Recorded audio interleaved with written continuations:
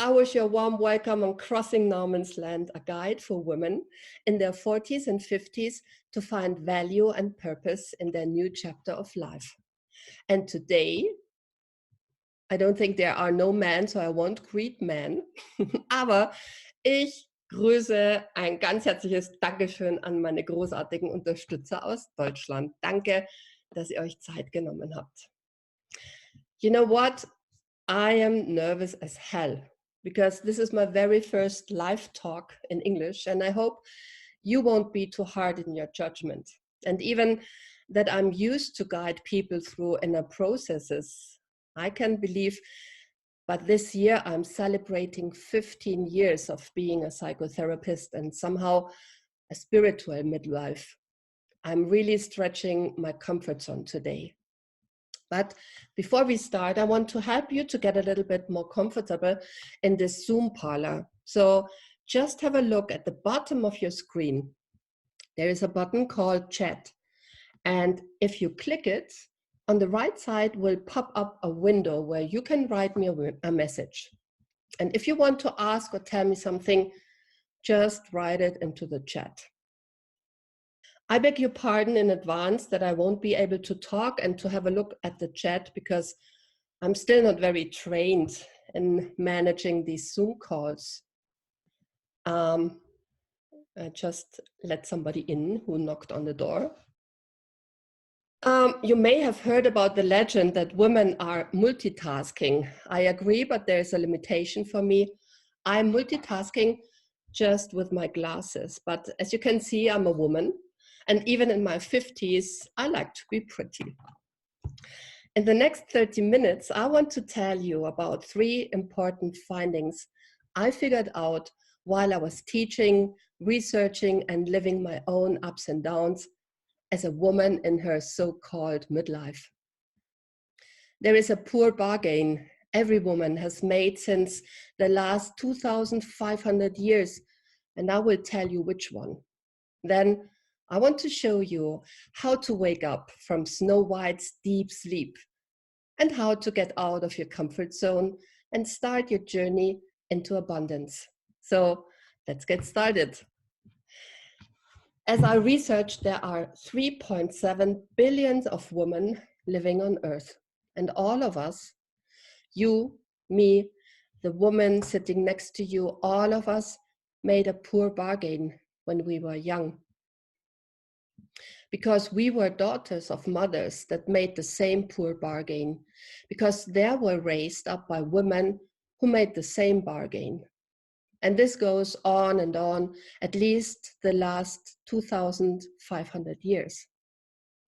Do you ask yourself, what kind of bargain is she talking about?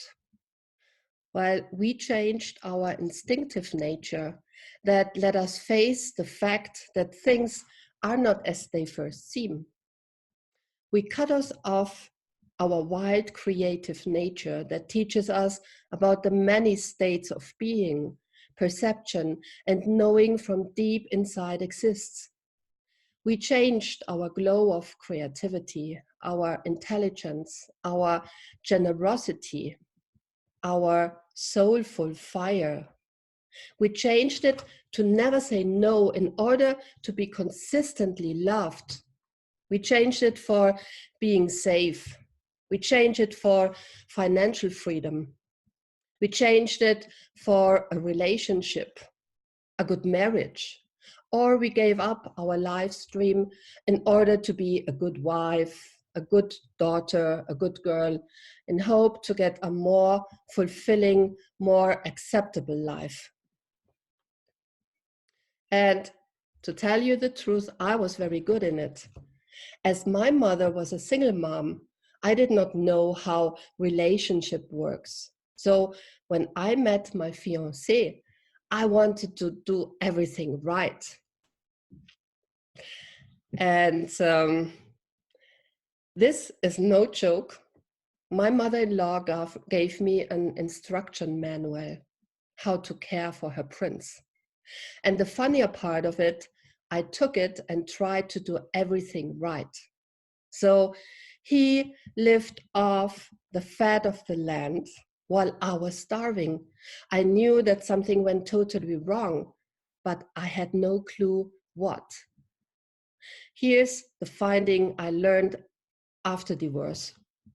It all starts when we begin to take acute measurements about how we compare with others. It's like a big sleep covers over our instinct nature. It seems that we all fall into a big sleep like Snow White, shock frosted in our glass coffin. Breathtaking, beautiful, but soulless, so that our white, innocent blossom never stops to thrive. The interesting truth is, princes seem to like that. The prince takes the sleeping beauty back home to his castle, an everlasting beauty that won't give stressful back talks. Don't they realize that they carry home half that meat? And we, little robot Snow White, fulfill eagerly all the tasks of daily life to please everybody. Our partner, our boss, our mother-in-law, like me, everybody. We ought to own this hidden obeisance. We try to fit in a role.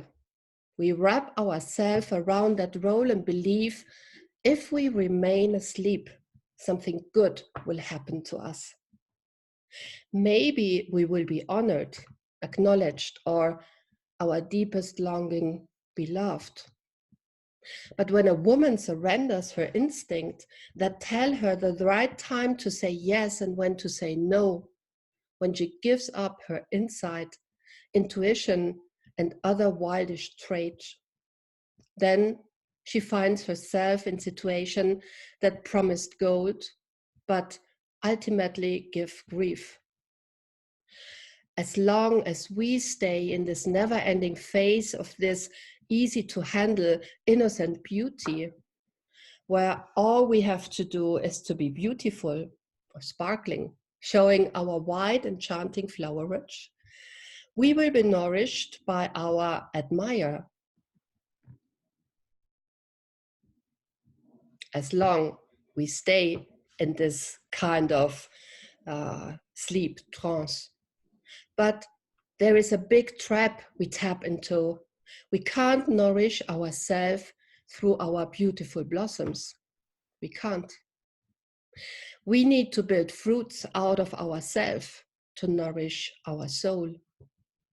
The period when every woman hears her inner alarm bell ringing, but really ringing, starts very often in her 40s. Where the hell I got into, she says. Wait just a moment, there are some people ringing on the door. Okay, we ask where the hell I got into. To what did I sign up? And you notice this bloody comfort zone isn't as comfortable as it seemed. But how to get out?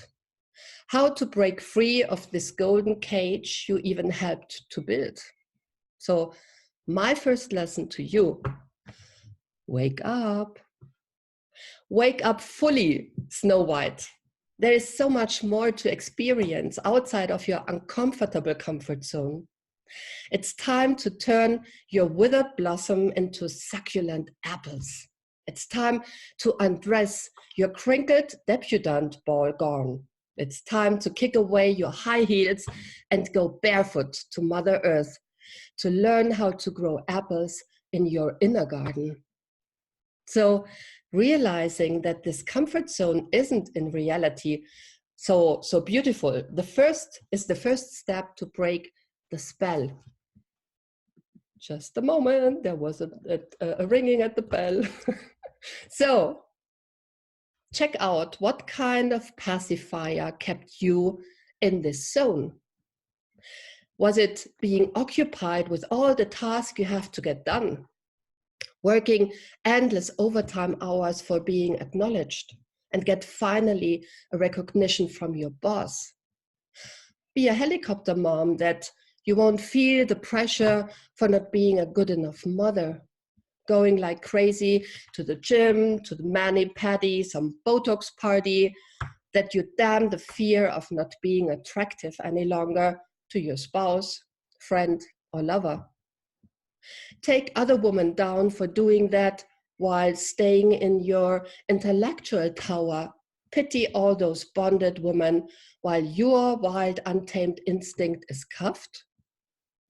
Or do you try to avoid to wake up by funny little pills, too much lonesome drinks, endlessly watching TV, eating too much, shop too much?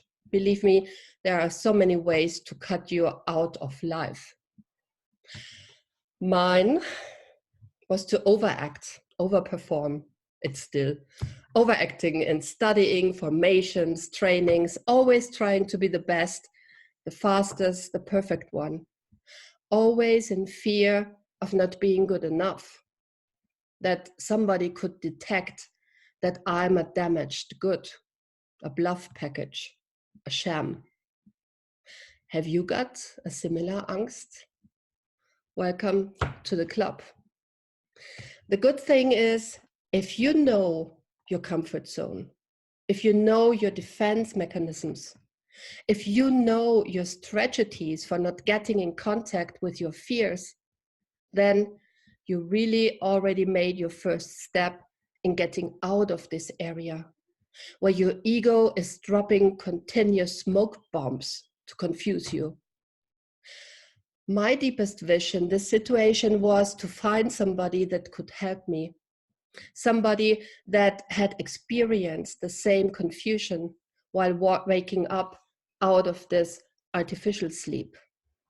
As I had not the feeling that I'm sick or mentally disordered or retarded. I did not want to go to a shrink. I just wanted to get some help of a woman who was there and make it through. And that's why I created a video series that can guide you from confusion to generate abundance by creating the life you want to live. I will lead you through this inner process and get you to actually implement these changes. And I promise you, walking through this program will enrich your life and fall in love with yourself. Look, in part 1, we will exactly walk through your comfort zone, looking in every corner, exploring every hidden space, and getting to know your very special little trickster that holds you back. In part 2, you will get to know your doorkeeper that hold you back from leaving your comfort zone and their dirty little tricks. I will teach you the secret about the rubber band and how to break free. In part 3, we explore the unknown no man's land outside the comfort zone, and I will introduce you how to distinguish the people you might meet. Are they allies, enemies, or mentors? Or maybe enemies in disguise as mentors. I will show you how to filter out the good from the bad. In part 4, I will guide you through your biggest challenge. You will meet your biggest challenge, your personal dragon. Together, we will meet him and have a cup of tea while get to know him in a deep gathering. In part 5, we will discover where there are dragons, there are treasures. And even the better message, I will show you how to get them back. In the last part of the program, I will show you how to thread back home through the maze without losing your treasure. This will lead you to the point where you will create the life you've dreamed of. A life of abundance where you will fall in love with the person you are now. We all know these comfort zones. They are true, and we know exactly what they do with us. But we know most likely we won't get out of it without a little help. Pushing us at one time or another. So if you want to actually take action to get things done in your life, then I reach out to you with my helping hand. just to get the talk a little bit started, what is your biggest challenge when it comes to get out of your comfort zone? So if you would like to tell me about your comfort zone, how comfortable it is or not, just raise the hand. Jessica asked, I have a question. How do you get started when you are comfortable? Well, if you are comfortable, then why should you go out of your comfort zone? You know, there are sometimes you think that everything is fine, but then you hear like an inner voice or somebody who says, how can you stay in this miserable situation? Why can't you go out? And then you say, oh, that's because of my brother or my mother or my husband or whatever. There are always excuses. You just say like, okay, the next 20 kilos I will lose when, I don't know, maybe when Friday is the 13th. So then I start losing my weight. Or, you know, you just try to, you always try to procrastinate. Oh my gosh. Yeah. And you have always excuses, but you know, sometimes diseases come, whisper in your ears, like, go outside this zone, it isn't that comfortable. We think it is because we haven't experienced the others. And I experienced, when we come to the earth, we have 360 degrees of possibilities. We are like little miracles, and we can be everything. And while education or the culture just limits the space of these 360 degrees, so finally we wake up in this comfort zone, and they are like 30 degrees, and we think this is the world. But outside there is so much more. We are just in fear because we are not, you know, we all have different strategies to stay in this comfort zone. Like, for example, some of us, they are the drama queens. I don't know if you know some of those. Sometimes I'm also one.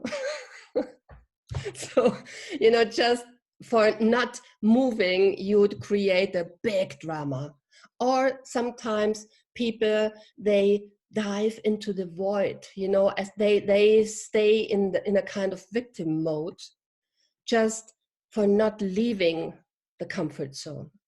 And others, they try to have plans and structures and have a lot of, everything is thought over. But you know, while thinking it over, you may overthink that you won't live any longer, that you're just in your plans and your structure. Or other ones, so I always say this is the Hosianna fraction. I don't know if fraction is the really, these are the one, they are always into love and light and everything is so beautiful and oh my gosh, I have to meditate over it. So, you know, these are so like 4 types how to stay in the comfort zone. Rhea, I unmute you. I hope that I can unmute you. Wait just a moment. How's that? Can you hear me, Leah? Yes! Did you unmute yourself? Great. You stepped out of the comfort zone. Leah, I've had a classic day for me. So you're going to make me cry, Mia. And I didn't come on for this, but my mother-in-law's disabled and I was helping her. I had some clients this morning, then my daughter needed something, then my son needed something. And here we are at the end of the day, and I've done very little of what I needed to do. But when I look back on my day, Mia, like I can't leave a disabled elderly woman not cared for. When my child's in crisis, I can't answer. So I recognized exactly what you were talking about with the comfort zone. But when I try to identify where am I going to move back, I can't find an escape route. Does that make sense? Yeah, sure. Totally. So I it's think not even I don't even quite know how to question it, but I know that I need more breathing space for myself yeah. too. So, I mean, instead of saying, no, I won't be available for you. So, what about just asking yourself, is it possible just to have like 15 minutes for you? Mm. Because, you know, even those little breaks help you just to, it's like getting fuel.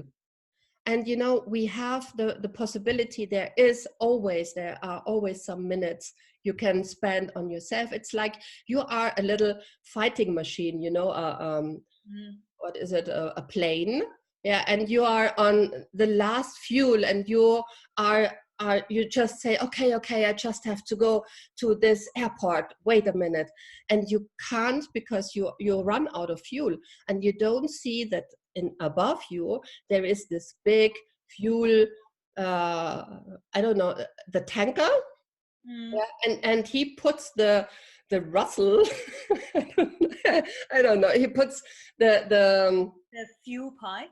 yeah, the fuel pipe, and you just can't open your door, you Mm. know. And I think we have to, it is like in the airplane, you know, when they say in case of emergencies, so first you have to put your mask first on you and then on the others, because if you are dead you can't help. And I think So here's my problem, and it's a secret, but nobody in my family is on this call. I feel like if I get a small amount of time, I want more. Like it's almost better to not want the break, because when I get it, I think, oh, I don't want to go back. Don't want to go back into the harness. so what. So yeah, what me? so so what I do is I end up not taking the breaks, I think. Yeah, Um, but I think, you know, sometimes we think that they need us right now, and 24 hours a day. maybe, yeah. Yeah. And I think sometimes, I think in our age we need to have a little bit of this adolescence style. You know, sometimes we should have the same attitude, like for example my 16-year-old daughter had. Yeah, because the world won't stand still just because you have a break of 15 minutes. So I think sometimes we should be a little bit more egoistic. Okay. Yeah. And you know, when we are like fueled up, then our task run a little bit smoother. Yes. Yeah, absolutely. That's I think really so. true. Yeah, wait just a moment. I have to have a look. Jessica writes, Raya, come and join me on safari. Oh, for a breakaway. I think we I'm on all the would plane. join you. I'm on the plane. I think we all should join Raya for this. Oh my gosh. I just see somebody knocked at the door, and this is my sister from the Dominican Republic. Milka, hola. Yo no te veo, pero un saludo desde mi corazón. ¿Dónde estás? Déjame ver. Ah, no te veo. Lo veo solamente tu nombre. Qué mala eres. So let's talk in English. You came late. I just said everything. So I can't start again, I think. But it's fun to talk to you. You know, now I get used. I'm a little bit relaxed. Well, I can start again. I can tell you yesterday I did the rehearsal with just men, and I thought they will leave if I just talk about the Snow White and so on, but you know, they stayed. And then I thought, okay, forget about the Snow White, let's talk business with the men. And I told them that normally, you know, because they are in a kind of trance as well, because I mean, who of the men has a father who told a man how a father, what a man is. So they are eagerly catching the golden sphere out of the fountain the whole day, you know, because they just want to have a little bit of acknowledgement, or they just want to have a kiss from a princess, from a real princess. But you know how princesses are, they just smash the poor little prince, you know, he's always trying to fulfill our needs. So that's not the right way to get to become a real king. And then they really listened. And I tell them, I told them as well, you know, you have dragon as well, because the dragons are always the injuries and the wounds you have gotten when you were young. And so then they, you know, they were really like this. They were hearing, because I think normally just the women get to know the fairy tales. The boys don't get them so really. I think they were really astonished what fairy tales all have included. So I told them about, it's not a good idea to kill the dragon, because the dragon, to tell you the truth, is a part of yourself. Is this injured little part of yourself. And if you really get to know this part and embrace it, you will get the other side of the coin, the treasure, because dragon and treasure, they are always two parts of the same coin. It's just your life force that you will get back. The life force that is like condensed or cut from your daily life. And you know, I think if you get back all those treasures, then first of all, you won't be that exhausted, because you have a lot of more energy with you. And on the other hand, this energy support yourself in a better way. I found a very good definition of what is an adult. And an adult is if you can really take care of yourself, and of all the 4 different topics. So on one hand, of course, you have to have money to support yourself, to get something to eat, to rent your flat. And then there is this emotional, that you can really support yourself in emotional issues, that you don't ask anybody else, you have to give me something that I feel good. I think we do this very often when we were a little bit younger. So the third thing is that you can nourish yourself in an intellectual way, because if you don't get input, then there will be such a dump room where you are without inputs, without new inputs. And then on the other side, you have to nourish yourself on a spiritual way. And this is something we most of the time cut us off, because we think spirituality is something weird. But I think there is a difference between spirituality and religion, because religion, it tells us what to do. So there's a big book of different things you have to do and what you haven't to do.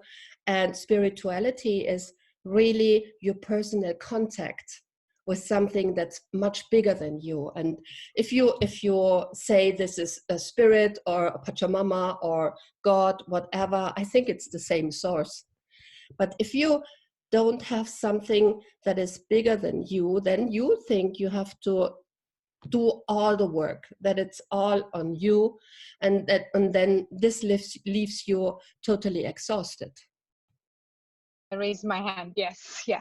You know, I've listened to Raya, and I think that's something we all go through. Yeah, where you're pulled into different things. You have your work, you have somebody you're looking after, and then your kids, and you don't resent it. And if you even resent it, you feel guilty. Yeah. It's a bit like what she said, you know, if you take the time off, then you want to be there and you don't want to come back. Yeah. I've kind of tried to approach it and spoken to friends and family who go through that and said, why don't we think of it as you need to love yourself? Yeah.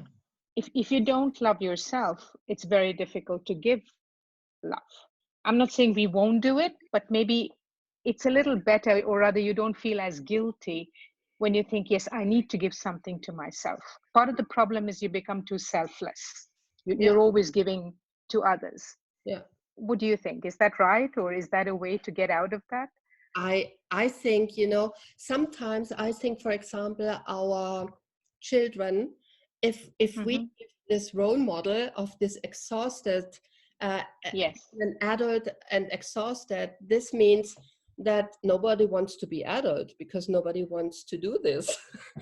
True, So, true. Yeah. so Yeah. if, I mean, it depends how all the children are. But for example, if I tell my daughter, look, I'm exhausted, how can we fix this? Do you think that there is a solution? So then my daughter was like, she was on the same eye level, you Yeah. know. Then she said, okay, I don't have that much time, but maybe I can support you in a moment. True. I can, for example, give the mother-in-law something to eat, or I don't know, you know, Mm. just to have like a family powwow where you Yeah. bring everything, because we always think we can't ask for help, and that's Mm. not true. And I think if you talk with them sweet and you just say, look, you just have a jar, for example, like there is 1 liter inside, that's your energy, and you have a glass of mother-in-law, you have a glass of husband, you have a glass of your business, you have a glass of your children. So how it's just this liter, and you have to think about how you can Yeah. divide it. You can't pull out 2 liters of a 1 liter jar, and we have to be aware of this, because if we are not nourished, we will act out of frustration and not out. Sure. Yeah. Yeah. Yeah. So that is, I think part of the problem is also that selfless nature. yeah, It's that thing that is inbuilt in you that you've got to give and make it easy for the other person. So that is why even asking for help is a problem, yeah, because you tend to think it's her life, let her enjoy it. You know, why am I asking her? You yeah, know what I mean? We go through that, but I can see where you're coming from, and I totally agree. I mean, you do need that. You need to be kind of refurbished in some way to be able to give more. Yeah. yeah. Yeah. And I think then we will be a better role model, because if we show our daughters that we have to give up ourselves, so Yeah. what will they do then? Yeah, it kind of carries on from one Yeah, generation to yeah. another, I guess. Yeah. I think this is one part of this poor bargain we made. You know, as I said before in the beginning, in the very beginning, that we made a poor bargain since 2,500 years, and we cut us off from our instinctive nature, and we just try to be little puppet on the strings. We think that we decide, but somehow it is just. It is a role we want to fulfill, and True. you know, then what happened with us when the nests are empty, when we are no more these sleeping beauties telling always yes. You know, I was in Bali, and there was a lady, she's in her 40s and her husband is 60, and this husband, you know, he doesn't want to go out and so on. And then he said, oh my gosh, she really changed, because now she talks against me, or she has her own way of thinking. And this is so typical, because when we are in our 20, 30, when we have little children, we are afraid to give harsh words or whatever, because we always try to stay in a good situation with the husband. But I don't think that those women are really happy about it. And it's just survive. It's a survival. True. And maybe with 40, you are in this stage where you say, okay, today I just say, so what? I don't do everything. True. So Yeah. this happened to me. I was sleeping like at least 20 years. And then, of course, you know, it is like the men say, oh my God, what is happening with my beautiful woman? Now she's a little bit bitchy. And I thought maybe this is a transformational state of from being bitch into witch somehow, you know, that you mustn't be bitchy, but you just have to know how initiated women handle these situations. Normally, this in, initiation takes part when a woman gets her first menstruation. So there, normally, it's the moment where she meets Mother Earth, and this is Mother Hulda. And this Mother Hulda normally helps the girls to enter the red phase, you know, the phase where the blood runs. And as mothers right now are no more initiated, they don't know how to let the little girls enter into the red phase. And so we just keep an eye of the white phase. You know, we all want to be pretty, and there is always this innocent touch, you know, the Venus. And I think when a woman comes in her 40, then there is another time where Mother Hulda knocks at your door and tell you, honey, it's time to get initiated. You have to know what happens, because if your red phase stops, what happens then with you? If you have just self-confidence because of your red phase, what happens if this phase isn't there any longer? So we have to learn how to prune our energy, how to prune ourselves, that we are not exhausted with all these energies trying to take our our energy. Sometimes we are engaged in so many projects, we are engaged in so many duties, that then we are left alone with no energy. So we have to think about, as we would be beautiful roses. And then there is a time where we have to have a look, where are those sprouts taking my whole energy? And you have to evaluate which one I want still to nourish and which one I have to cut off. If you don't know this, then you will be exhausted and there is no second blossom. And we could, if we want to. So I think it's really our task in our 40s to know, we have to evaluate whom we are nourishing and where we are spreading all our energy. And then on the other side, we have to, I tell you a secret. We always think shit is not good, but have you ever took shit to the roses? Yeah, so I think the shit of yesterday is the compost. Yeah. So take all the shit of all the years, evaluate, put it into the earth, and then you can really blossom up. So this is my ending. I hope you enjoyed it. I will give you more informations and more insights if you want to. So thank you for being here, and